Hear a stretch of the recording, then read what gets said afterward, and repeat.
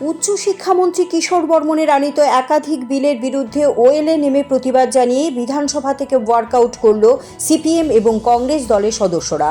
বিরোধীদের একযোগে ওয়েলে নেমে প্রতিবাদ এবং ওয়ার্কআউট ঘিরে বিধানসভায় হই হট্টগোল এবং উত্তেজনা ছড়ায়। শুক্রবার বিধানসভায় একাধিক বিল পাশের জন্য উত্থাপন করা হয়। এর মধ্যে অধিকাংশই ছিল উচ্চশিক্ষামন্ত্রী কিশোর বর্মন কর্তৃক আনিত। বিলগুলোর মধ্যে উল্লেখযোগ্য ছিল অ্যালাইড স্কিল ইউনিভার্সিটি ত্রিপুরা বিল 2026।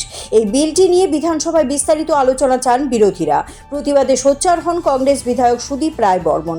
পরে সিপিআইএম বিধায়করাও এর প্রতিবাদ জানান। কিন্তু এর মধ্যেই সংশ্লিষ্ট বিল পাশের জন্য বিধানসভায় ধ্বনি ভোট চান নবনির্বাচিত অধ্যক্ষ রামপদ জমাতিয়া। আর তখনই এর বিরুদ্ধে বিধানসভার ওয়েলে নেমে প্রতিবাদ জানান কংগ্রেস এবং সিপিআইএম বিধায়করা। বেশ কিছুক্ষণ ওয়েলে নেমে প্রতিবাদ জানানোর পর বিরোধী দুই দলের বিধায়করা একযোগে বিধানসভা থেকে ওয়ার্কআউট করেন।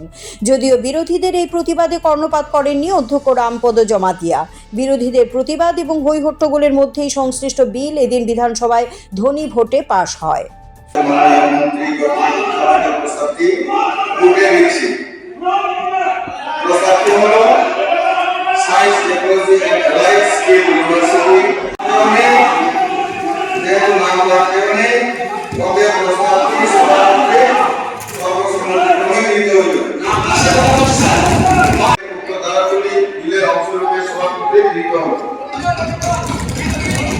এখন বিলের শ্রীনামাকে বিলের একটা অংশরূপে গণ্য করার জন্য বলে দিচ্ছি, বিলের শ্রীনামাকে বিলের একটি অংশরূপে গণ্য করা হোক।